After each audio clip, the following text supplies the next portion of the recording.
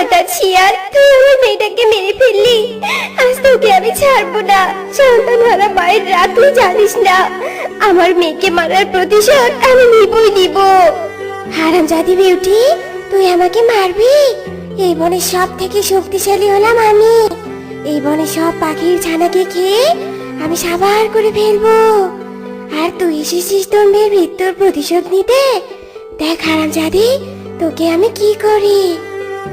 শিয়াল বিউটির উপর ঝাঁপিয়ে পড়ে আর ঘাড় মটকায় আর মেরে ফেলে বিউটির মাংস টেনে টেনে খেতে থাকে।